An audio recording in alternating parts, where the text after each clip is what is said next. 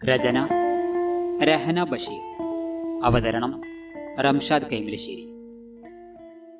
ഇശൽ ബാങ്കിന്റെ കൂട്ടുകാരി, ഭാഗം 7. ഒത്തിരി ഉപകരണങ്ങൾക്കിടയിൽ കിടക്കുന്ന ഉമ്മയെ കണ്ടപ്പോ ഒത്തിരി സങ്കടം വന്നു. ഉമ്മ ഉമ്മ ഞാൻ ഒരു വിതുമ്പലോട് വിളിച്ചു. ഉറക്കത്തിലാണ്, വിളിക്കണ്ട, ഇപ്പോ കുഴപ്പമൊന്നുമില്ല, എങ്കിലും ശ്രദ്ധിക്കണം, ഒരു ബ്ലോക്ക് ഉണ്ട്, വൈകുന്നേരം റൂമിലേക്ക് മാറ്റും. അടുത്തിരുന്ന സിസ്റ്റർ പറഞ്ഞു.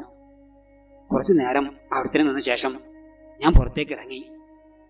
ഉമ്മാക്ക് കുഴപ്പമില്ലെന്ന് പറഞ്ഞ് എല്ലാവരെയും ആശ്വസിപ്പിച്ചു. സമയം ഒത്തിരി ആയിരുന്നു. ആരും രാവിലെ മുതൽ ഭക്ഷണമൊന്നും കഴിച്ചിട്ടില്ലെന്ന് എനിക്ക് മനസ്സിലായി.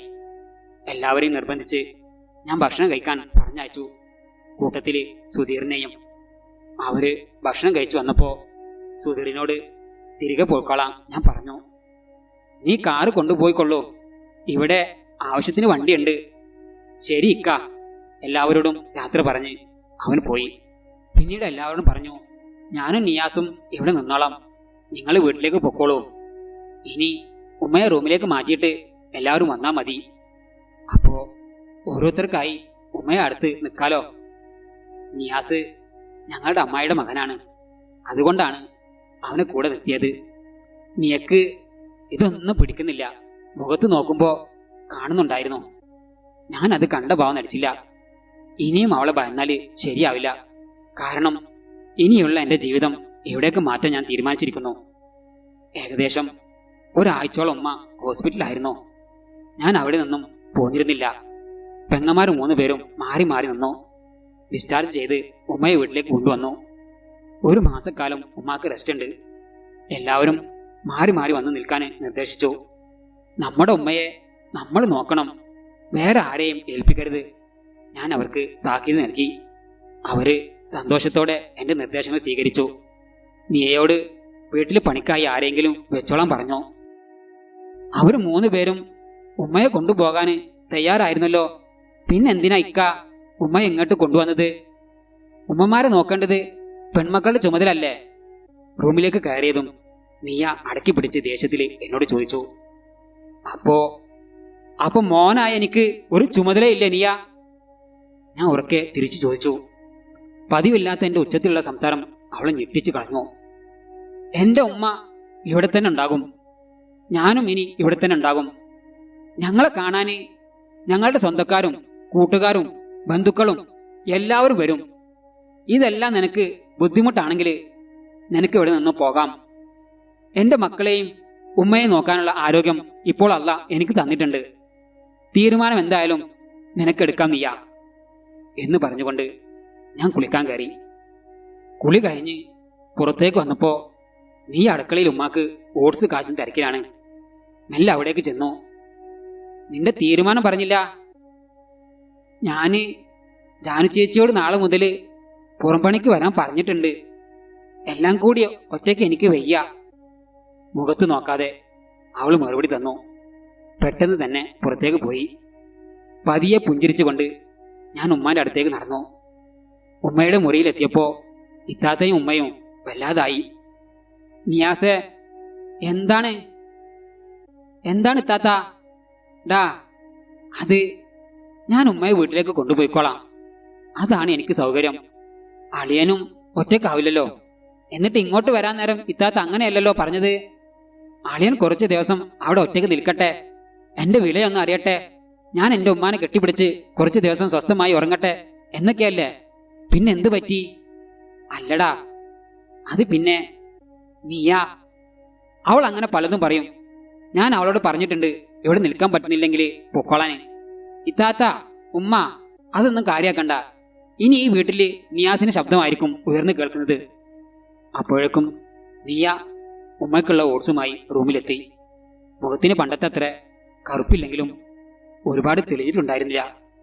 ഓട്സ് കുടിച്ചു കഴിഞ്ഞപ്പോ ഉമ്മ ഇത്താത്തയോട് പറഞ്ഞു, മോളെ ചെല്ല്, അവൾ ഒറ്റയ്ക്കല്ലേ, ഹോസ്പിറ്റലിൽ നിന്നും കൊണ്ടുവന്ന ഡ്രസ്സെല്ലാം കഴുകാനില്ലേ? അത് കുഴപ്പമില്ല താത്ത, ഞാൻ നാളെ ജാനു ചേച്ചിനോട് വരാൻ പറഞ്ഞിട്ടുണ്ട്. ശബ്ദമെല്ലാം നല്ല മയത്തിലായിരുന്നു. ഞാൻ അത്ഭുതപ്പെട്ടുപോയി. അപ്പൊ അത് ശരി, നീ ഇത്ര ഉണ്ടായിരുന്നുള്ളൂ അല്ലേ? ഞാൻ മനസ്സിൽ ചിരിച്ചുപോയി. ആ സാരില്ല, ഇപ്പൊ നിയാസ് ഉമ്മാന്റെ അടുത്തുണ്ടല്ലോ. ഞാനും വരാം മോളെ അടുക്കളയിലേക്ക്. ഇത്താത്തയും നീയും കൂടി അടുക്കളയിലേക്ക് പോയി. ഞാൻ ഉമ്മയെ കെട്ടിപ്പിടിച്ച് ഉറങ്ങി. ഒത്തിരി നാളുകൾക്ക് ശേഷം നിയാസുക്ക, നിയാസുക്ക, എഴുന്നേൽക്കൂ, ഷിയാസുക്ക വിളിക്കുന്നോ? നിയാന്റെ വിളി കേട്ടാണ് കണ്ണു തുറന്നത്. തലക്ക് ഒരു കനം പോലെ. എന്താടി വിളിച്ചത്? നീ എണീറ്റില്ല നിയാസേ? നീ വരുന്നില്ല പള്ളിയിലേക്ക്? അവളുടെ മയ്യത്ത് എടുക്കാറായി. പെട്ടെന്നാണ് എനിക്ക് സ്ഥലകാല ബോധമുണ്ടായത്. ആടാ ഷിയാസേ, ഞാൻ ഒന്ന് ഉറങ്ങിപ്പോയി. ഞാൻ ഇവിടെ ഇരിക്കാം, നീ പെട്ടെന്ന് റെഡിയായി വരൂ. ശരിയടാ. നീയാ എന്റെ ഡ്രസ്സ് എടുത്തു വെക്കൂ. ഞാൻ അതും പറഞ്ഞ് വേഗം ബാത്റൂമിൽ കയറി. ഒന്ന് കുളിച്ചപ്പോ നല്ലൊരു ആശ്വാസം തോന്നി. പക്ഷേ കണ്ണെന്തിനോ വേണ്ടി കരയുന്നുണ്ടായിരുന്നു. ഉമ്മ വന്നതിൽ പിന്നെ വീട്ടിലെന്നും വിരുന്നുകാരുടെയും സ്വന്തക്കാരുടെയും എല്ലാം തിരക്കായിരുന്നു. 2 ആഴ്ച കഴിഞ്ഞ് ഉമ്മ വന്നിട്ട് പുറത്തേക്ക് പോകാറുണ്ടായിരുന്നില്ല. 2 വെള്ളിയാഴ്ചയും ജുമാ കൂടിയത് മലപ്പുറത്തായിരുന്നു. ശനിയാഴ്ച ജോലിക്കാർക്ക് കൂലി കൊടുക്കേണ്ടി വരുന്നതിനാൽ കണക്കൊന്ന് ശരിയാക്കുന്നവരെ ആ ദിവസങ്ങളിൽ ചൊല്ലാനായി സുധീർ നിർബന്ധം പിടിച്ചു. അതുകൊണ്ട് നാട്ടിലൊരു വിശേഷം ഞാൻ അറിഞ്ഞിരുന്നില്ല. ഒരു ദീർഘനിശ്വാസത്തോടെ നിയാസ് കുളി കഴിഞ്ഞ് പുറത്തേക്ക് വന്നു. ഡ്രസ്സ് ചെയ്ത് വേഗം പുറത്തേക്ക് ഇറങ്ങി.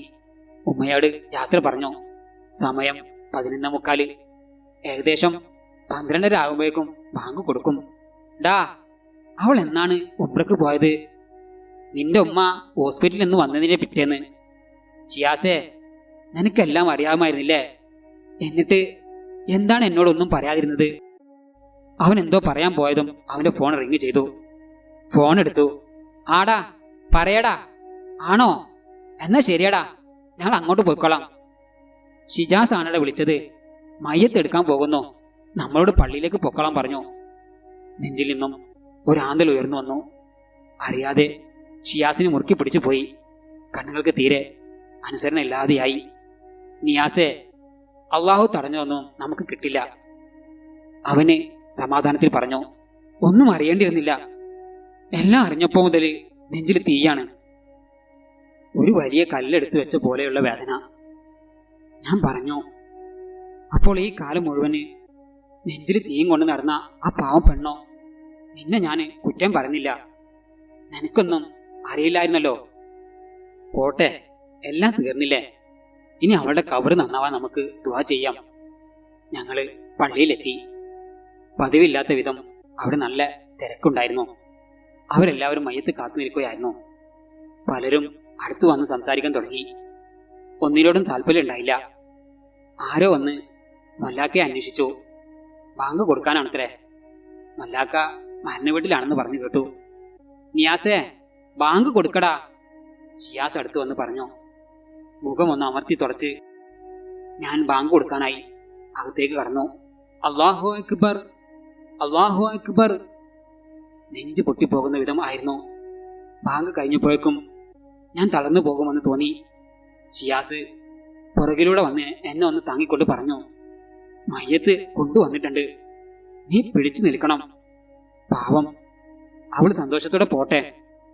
ഒരു വിധത്തില് മയ്യത്തിന്റെ അടുത്തെത്തി. പിന്നീട് ഫർള് നിസ്കാരത്തിന് ശേഷം മയ്യത്ത് നമസ്കരിച്ചു. ലൈലയുടെ മൂത്ത മോനാണ് ഇമാം നിന്നത്. മയ്യത്ത് കബറിലേക്ക് വെക്കാൻ നേരം ഹംസക്ക മോൾക്ക് വേണ്ടി നെഞ്ചു പൊട്ടി ദുആ ചെയ്തു. ആമീൻ പറഞ്ഞവരെല്ലാവരും കരഞ്ഞുപോയി. അങ്ങനെ അവസാനം ഒരു പിടി മണ്ണ് ആ കബറിലേക്ക് ഇട്ട് ഞാൻ തിരിഞ്ഞു നടന്നു. ഞാൻ അറിയാതെ എന്നെ സ്നേഹിച്ച, എന്റെ ബാങ്കിനെ സ്നേഹിച്ച, എന്റേതാവാൻ കൊതിച്ച ഒരു പാവം പെണ്ണിനോട് മാപ്പ് ചോദിച്ചുകൊണ്ട്, അവളുടെ കബറിടം വിശാലമാകാൻ നെഞ്ചൊരുക്കി പ്രാർത്ഥിച്ചുകൊണ്ട്. ഇൻഷാ അല്ലാഹ് കഥയുടെ ബാക്കി ഭാഗം തുടരും.